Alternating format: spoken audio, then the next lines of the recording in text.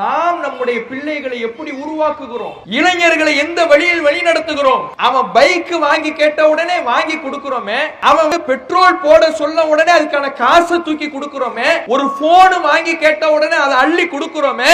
நாம தான் நம்ம பிள்ளையை கெடுக்கிறது. காசு இருக்குதுங்கிறதுக்காக எல்லாவற்றையும் நம்முடைய பிள்ளைகளுக்கு செய்து கொடுக்க வேண்டும் என்பது இல்லை. அவனுக்கு எது நல்லது எது கெட்டதுங்கிறது நம்ம பார்க்கணும். இன்னைக்கு போனுங்கிறது அத்தியாவசிய தேவைக்காக பயன்படுத்துற வகையில நம்முடைய பிள்ளைகள் உருவாக்கணும். ஆனா இன்னைக்கு எப்படி உருவாக்குறோம்? பச்சை குழந்தைக்கு போனை கொடுத்துடுறோமே, நடக்கவே ஆரம்பிக்கல, ஆனா போனை நோண்டுது. ஒரு காலத்துல பிள்ளைக்கு சோறு கொடுக்கறதா இருந்தா வேடிக்கை காட்டுவாங்க, விளையாட்டு பொருட்களை வச்சு கிளிகிழிப்ப காட்டுவாங்க. ஆனா இன்னைக்கு சோறு ஊட்டுறதா இருந்தா யூடியூப் தான் காட்டுறாங்க. யூடியூப் போட வேண்டியது, புள்ள கையில கொடுத்துட வேண்டியது, புள்ள அப்படியே மண்ணு மூட்டை மாதிரி பொம்மை மாதிரி உட்கார்ந்து இருக்கு. அதுக்கு என்ன உள்ள போகுதுங்கிறதே தெரியல. இன்னைக்கு போன் இல்லாம சாப்பாடு கொடுக்க முடியுங்கிற தாய்மார்கள் எத்தனை பேர்?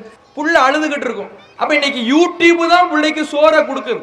இன்றைக்கு சில பிள்ளைகளுக்கு பேச்சு வருவதற்கு தாமதமாகிறதுங்கிறாங்க. ஏன்? நீங்க பேசல பிள்ளைகிட்ட, குழந்தைகிட்ட. சுற்றி இருக்கக்கூடியவர்கள், பெரியவர்கள், தாய் தந்தை பேசினாதான் அந்த பிள்ளை அதை பெற்றுக்கொண்டு பேசும். நம்ம தான் போனை கொடுத்துடுறோமே, அது எப்படி பேசும்? அதனாலதான் அதுக்கு பேச்சே லேட் ஆகுது.